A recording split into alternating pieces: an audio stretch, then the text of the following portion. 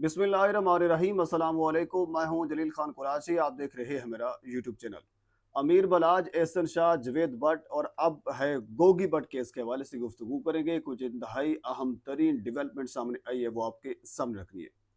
गोगी भट्ट को 18 सितंबर को पेश होना था, लेकिन उनकी अबूरी जमानत में मजीद तोसी कर दी गई है। अब 23 सितंबर को वो दोबारा पेश होंगे, क्योंकि जेआईटी उनको गुनाहगार करार दे चुकी है।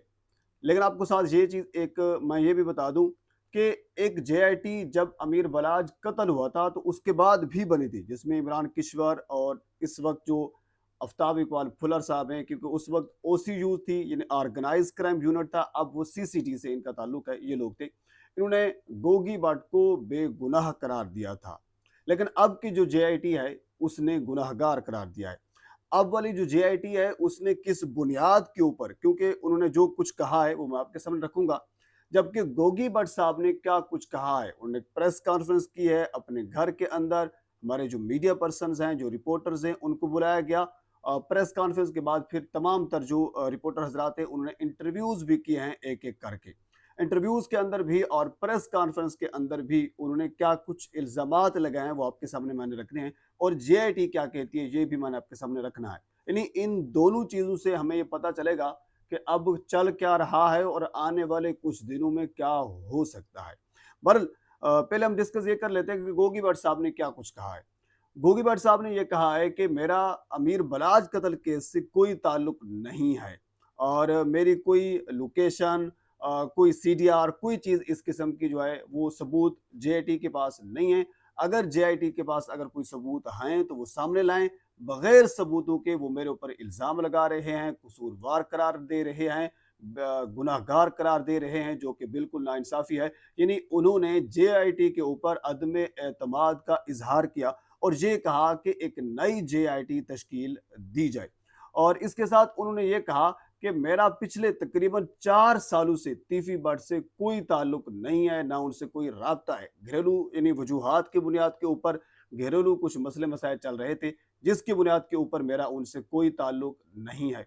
और इसके अलावा उन्होंने ये कहा कि अमीर बलाज के ऊपर 7 मुकदमात दर्ज थे, जिनकी बाकायदा उन्होंने एफआईआर अपने पास रखी हुई थी, और रिपोर्टर हजरात को एफआईआर भी दी हैं, उनकी कापीज दी हैं, और उन्होंने प्रेस कॉन्फ्रेंस के अंदर वो सारी एफआईआर भी दिखाई हैं। जिन उन्होंने ये कहा है कि जो 7 मुकदमात अमीर बलाज के ऊपर दर्ज थे, जिनमें 3 कत्ल के मुकदमात थे और 4 और मजीद संगीन किस्म के इल्जामात मुकदमात उनके ऊपर दर्ज थे, इन टोटल 7 थे। तो हो सकता है जो 7 मुकदमात उनके ऊपर दर्ज थे, उन्होंने कोई कार्रवाई अमीर बलाज के खिलाफ करवाई हो या इस किस्म को कोई मामला हो, लेकिन मेरा इस मामले से कोई ताल्लुक नहीं है। और इसके अलावा उन्होंने ये कहा कि अमीर बलाज बेसिकली हमारे ऊपर हमला भी करवाना चाह रहा था। उन्होंने बाकायदा लांचर और बहुत सी और भी यानी जो इक्विपमेंट हैं वो उन्होंने एक पुलिस वाला जो कि एक हाई रैंक के ऊपर था, उनके घर के ऊपर रखवाए गए थे, और उन्होंने प्लान अपना मुकम्मल कर लिया था, वो हमला करने वाला था। यानी ये भी उन्होंने इल्ज़ाम लगाया है। और साथ ये भी कहा है कि जो शकील भट्ट हैं वो टीपू ट्रक्का वाला जो ख़ानदान है उनके घर का हिस्सा हैं। इससे आगे उन्होंने ये कहा है कि जब एहसन शाह के हवाले से बात हुई, क्योंकि एहसन शाह का मुबैना तौर पर पुलिस मुकाबला शकील भट्ट के साथ हुआ था, और आज गोगी भट्ट साहब ने ये कहा है कि शकील भट्ट बेसिकली टीपू ट्रक्का वाले का बंदा है। तो अमीर मसहब ने खुद एहसन शाह को कत्ल करवाया है और खुद कत्ल किया है। यानी ये उन्होंने एक वाज़े तौर पर भी इल्ज़ाम अमीर मसहब साहब के ऊपर लगाया है। अब मैं आ जाता हूँ जेआईटी के ऊपर कि जेआईटी बेसिकली कसूरवार गोगी भट्ट को क्यों दे रही है। एक तो जेआईटी के अंदर जो डीआईजी इन्वेस्टिगेशन है वो इसके अंदर शामिल हैं, बाकी अफसरान भी शामिल हैं। इसके अंदर ये कहा गया है कि जो लोकेशन निकाली गई थी, ये नसीराबाद गुलबर्ग से जो शूटर्स हैं वो निकलते हैं, जिस गाड़ी के अंदर निकलते हैं उस गाड़ी का नंबर, उसकी नंबर प्लेट वो दिखाई गई थी।